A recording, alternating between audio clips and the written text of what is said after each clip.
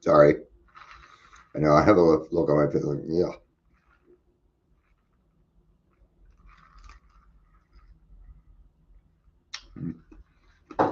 Must have been me. Good afternoon. You can tell I got my haircut now.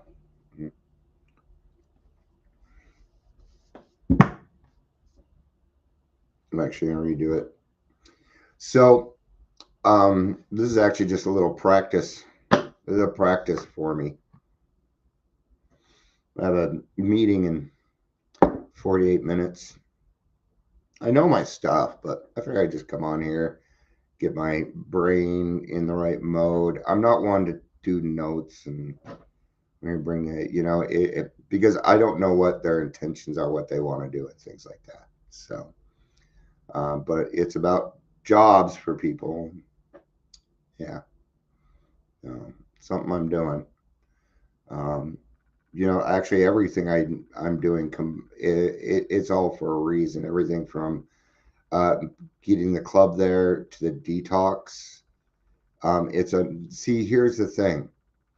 Um, I knew a detox was coming, so I knew I needed to start some meetings, and those meetings need to be around for a little bit before the detox got there, so that people showed up and there were other people there and things like that, right? Yeah. So now I'm trying to find a house, and even the people I'm talking to, they're like, it's expensive in Denver. I'm like, I don't give a fuck about money. Quit talking to me about money. I asked you for help. Do it. Okay. So there's a group of people that I run around with. That's how we talk. How we talk. I'll leisure. He knows these people. My friend Mark. Oh, hey, we're all trying to get stuff done, man. We're all trying to.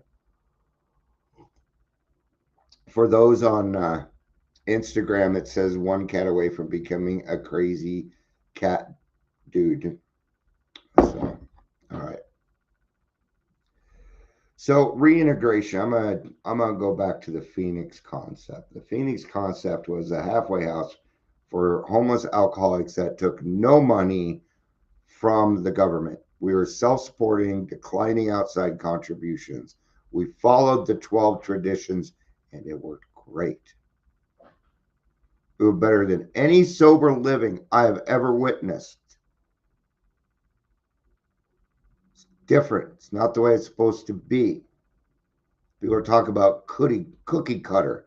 Yeah. Did you know? Did you know that your recovery was individualized? The 12 steps, it is the multiple pathways to recovery. Fuck everybody else right now. No, I'm 12 steps. It's all I'm supporting anymore. I'm just hearing too much crap about the other ones. It's not good. Stocky Papa, good to have you. But so reintegration. So when I was 18, I ended up in a place called the Phoenix Concept, and it was a halfway house for homeless alcoholics. And what we did is we made plaques and piggy banks, and we made things with our hands, right? Because idle hands are the devil's plaything, right? So we kept busy. We ate breakfast together. We ate lunch together. We ate dinner together. We'd go to 3 meetings together every single fucking day. Then we go outside and go to another meeting. That's what we did. We had this huge fucking building, right? Now, things are time changed. Times have changed. Okay, and reintegration, they want it to be different, but it's not. It's not. And you cannot and I'm sorry, but I wish it wasn't true, but you cannot succeed at reintegration with government rules. If that were the case, we wouldn't have homeless. The people that were homeless would be the people that want to be homeless. There's some people that want to be homeless. They don't want a house. They want to live on the streets. That's their choice. Let them fucking have it. Give them a park or something, you know? Oh no, the people that want to live on the streets are not fucking with your stuff. Trust me. They don't even want to see you. They don't want to talk to you. They don't give a fuck about you. hmm. Okay. So if the way that it was going was working, it would be solved, but it hasn't been solved because we constantly have to have problems, don't we? Constantly have to have problems. You want to know the worst company? You want to know what hurts homeless more than any company out there? The Colorado Coalition of Homeless. Yeah. Oh, we need to educate the public. No, you don't. You need to house people. Get in your fucking lane. 750 people making minimum of $30,000 a year. Multiply that times 750. And gee, what could we do with that money? Right? Right? So instead of worrying about that, what we do here, and it's different. Number one, there's no money. I'm going to talk to you about money. We're talking to you about recovery. God will take care of us. If you don't believe that, go to Smart Recovery. I don't want you no more. Don't waste my time. Okay? My time. I don't know why when it comes to time, I break into my Cartman. That's my ticket, Papa. God damn it, Kitty. I practiced that for hours. God damn it, Kitty. So anyway, so when I went into the Phoenix concept, I was 18. Okay, getting back into reintegration, it wasn't a big deal. It wasn't tough for me. I mean, I hadn't even drank in a bar yet, my friends. Okay. But some of these folks, there was one guy we had come in, okay, stumbled through our door.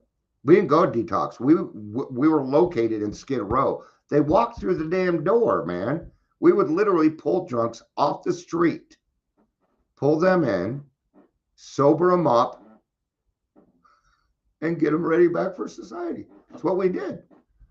We didn't go to detoxes and do it. No, we were located where we needed to be. Okay, we don't do this stuff anymore. And unfortunately, that building is gone. It's done. Okay, it served its purpose. It served its purpose. I wish I could have it because it'd be perfect for what I'm doing. And I know the building very, very well. But so we have one guy who comes in, right? And we had to clean him up he didn't know nothing. He didn't know shit for weeks. Okay. After about a month, we finally figured out who he was. And he was not a Skid Row alcoholic. He wasn't homeless. No, he owned 3 of the major bars in town, in fact, he was very wealthy. He was a millionaire. And Ray kept telling him, why are you leaving? Why are you leaving? You ended up here. You ended up here on Skid Row. You belong here. Because if you don't, you're dead. 2 weeks later, they found him in Las Vegas and he asphyxiated on his own vomit. No one's free of this. You're not free of it. Money, I'm going to tell you, money is not a factor when it comes to recovery. The only thing money will do is provide you with a nicer treatment center. Notice I didn't say better. It's not a better treatment center. If the treatment center is a 12-step base, it's not a treatment center in my book. It's a mutual admiration society. It's a newfangled way of doing things. They don't have something like a success rate. If you don't know your success rate and you're in the field, please get the fuck out. It's things like that. Okay. Now, there were some people in there. Okay. Now I go to 45. Right. Hadn't worked in years. And I try and go back into the workforce and I fail because I don't get it. I don't understand it. I haven't been reintegrated back into society. I had not been reintegrated back into society yet. Okay. I would run from those jobs. Literally, I wouldn't say anything to anybody. My anxiety would come up and I just book it out. So it isn't about a one size fits all type of thing. No. That's why we meet people where they're at. Every single person has a different need. And it is my job as a recovered alcoholic to supply those needs. That's my job. And I have said that I don't want to take money. That was my decision. And I did it on purpose. And it is so you can't come back and say, well, you're doing. You don't have anything on me because there's nothing to have. And I know that money changes the whole deal. So what are we going to do? What are we going to do? Because sober living ain't going to work for them. There's no real treatment for people with Medicaid. So what are we going to do? Because isn't this on us? It's on me. I feel like it's on me, man. What are we going to do about it? Because the way it's working ain't working. It's not working. Why did we reinvent the wheel when what we have works great? Popularity. That's why. Because people want likes and loves and all these other things, and it's just disgusting. It's disgusting. You know, it's people think that I'm highly technical with all this shit. No, I'm not. I don't do shit. I come on here, I set some things up, sure, but I don't know what I'm doing. You know, it gets out there where it's supposed to get out there, right? All right. So, does a person necessarily have to work to be successful? No. Here's the thing: everybody has a job. Not all jobs pay money.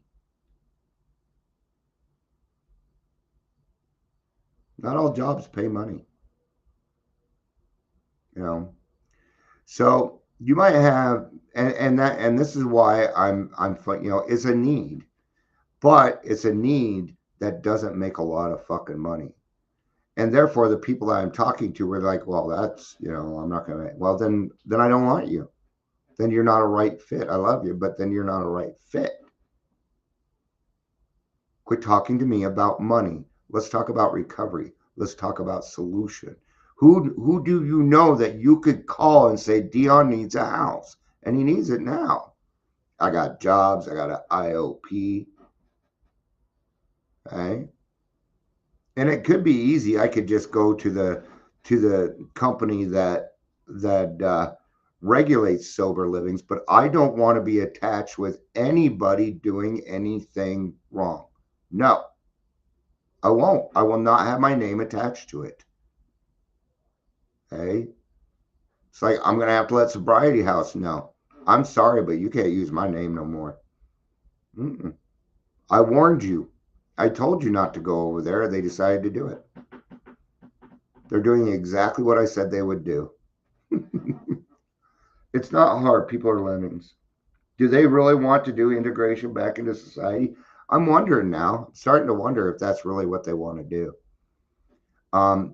Sobriety House is mostly government owned. It's owned by the government. Just so you know. Yeah, they own Raleigh House. They own Denver Cares. Yeah, it's just government. It's just government, which doesn't allow for what we need. Okay. Even now, I'm seeing some podcasters talking like they're clinical.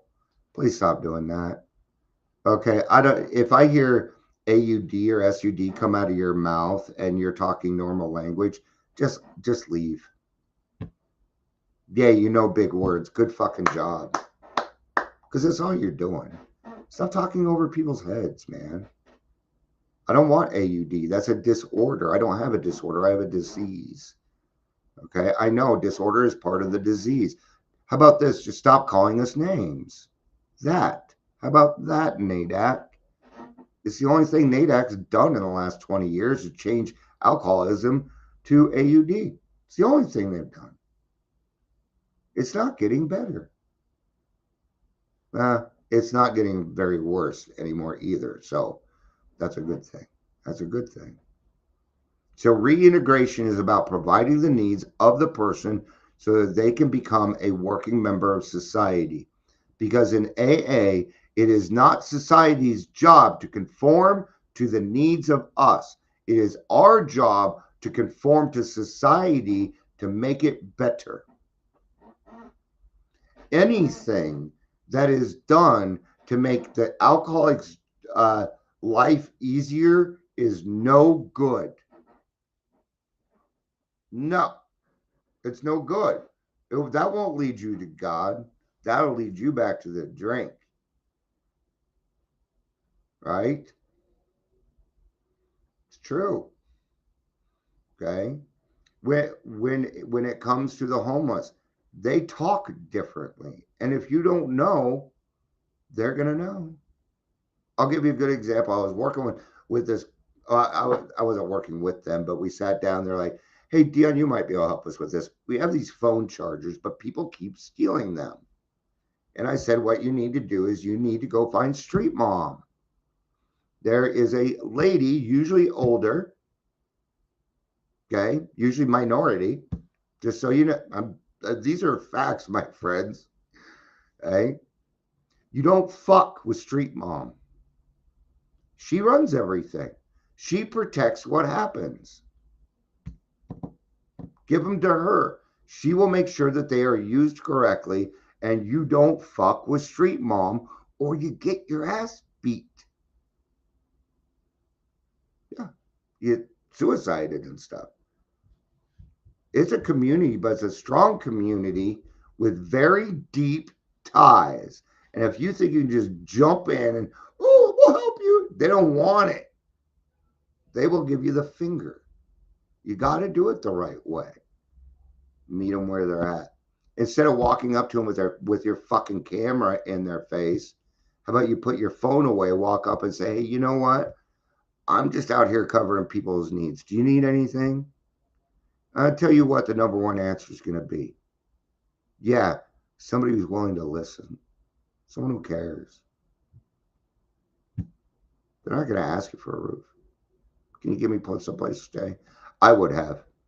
I hated living on the streets. I hated it. It was very, right.